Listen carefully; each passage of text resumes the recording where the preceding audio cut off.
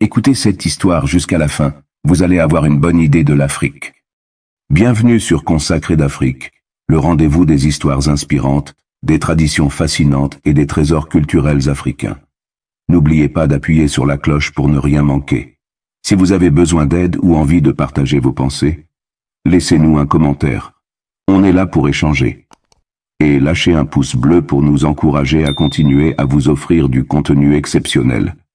Partagez à vos proches pour faire rayonner notre culture ensemble. Oh oh, c'est parti! Voici une histoire mystique africaine, profondément enracinée dans les traditions orales des peuples d'Afrique de l'Ouest, où magie, mystère et sagesse s'entrelacent. La forêt des âmes étoilées. Dans un village reculé, niché au cœur de la savane, vivait une jeune fille appelée Naya. Depuis sa naissance, elle était marquée par une étrange particularité. Ses yeux, d'un gris lumineux, semblaient briller dans l'obscurité. Les anciens du village racontaient qu'elle était une enfant bénie par les ancêtres, mais beaucoup craignaient cette bénédiction autant qu'ils la respectaient. Un soir, alors que la pleine lune éclairait le ciel, une grande sécheresse s'abattit sur la région. Les rivières s'asséchèrent, et les champs ne donnaient plus leurs fruits. Les villageois implorèrent les esprits pour qu'ils envoient la pluie, mais leurs prières restaient sans réponse. Finalement, le chef du village convoqua Naya et lui dit « On raconte qu'au-delà de la forêt sacrée, là où personne n'ose s'aventurer, se trouve la source des âmes étoilées. C'est là que les anciens esprits dansent sous les étoiles pour garder l'équilibre du monde. On dit que seuls ceux qui possèdent des yeux comme les tiens peuvent les voir et leur parler. Tu es notre dernier espoir. » Avec courage, Naya accepta. Elle se prépara pour le voyage en emportant une petite calebasse d'eau et une amulette offerte par sa grand-mère, censée la protéger des esprits malveillants. Le voyage à travers la forêt. La forêt sacrée était dense, ses arbres centenaires semblaient toucher le ciel, et le chant des oiseaux se mêlait à des murmures mystérieux. Dès son entrée, Naya sentit une présence étrange. À chaque pas, elle apercevait des ombres danser à la périphérie de son regard, mais lorsqu'elle se retournait, il n'y avait rien. Au bout de plusieurs heures, elle rencontra un vieil homme qui portait une cape tissée de feuilles et de plumes. Il se tenait au milieu du chemin, un sourire énigmatique sur le visage. « Que cherches-tu, jeune étoile ?» demanda-t-il d'une voix grave. « Je cherche la source des âmes étoilées pour sauver mon village, » répondit Naya. Le vieil homme hocha la tête. « Tu devras passer 3 épreuves pour y parvenir. La première, traverse la rivière sans fin. La deuxième, affronte l'esprit de tes propres peurs.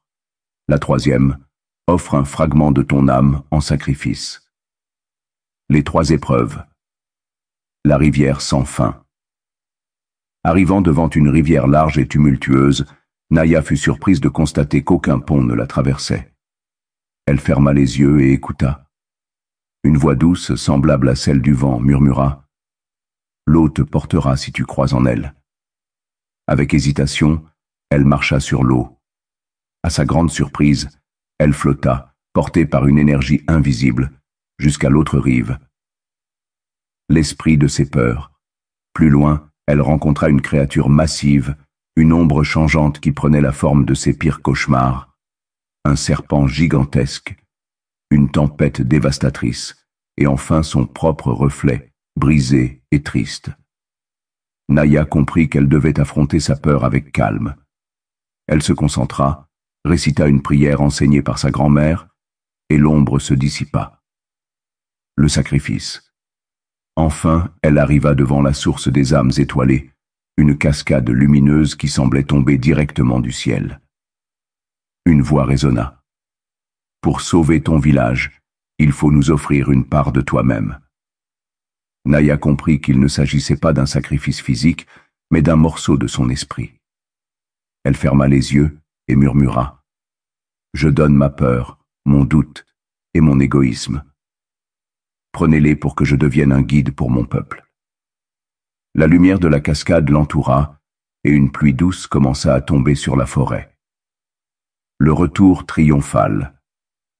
Quand Naya revint au village, les champs étaient déjà irrigués par une pluie bienfaitrice. Les villageois la célébrèrent comme une héroïne, mais elle resta humble, se souvenant des leçons apprises dans la forêt. Désormais, elle était non seulement une protectrice du village, mais aussi une gardienne du lien sacré entre les hommes et les esprits. Cette histoire montre l'importance du courage, de l'humilité et du respect envers les forces invisibles qui façonnent nos vies. Elle reflète aussi l'harmonie entre l'humain et la nature, un thème central dans de nombreuses traditions africaines. Qu'en penses-tu? Laissez un commentaire, ça nous fait plaisir de vous faire part de cette histoire. Abonnez-vous pour ne rien louper, merci.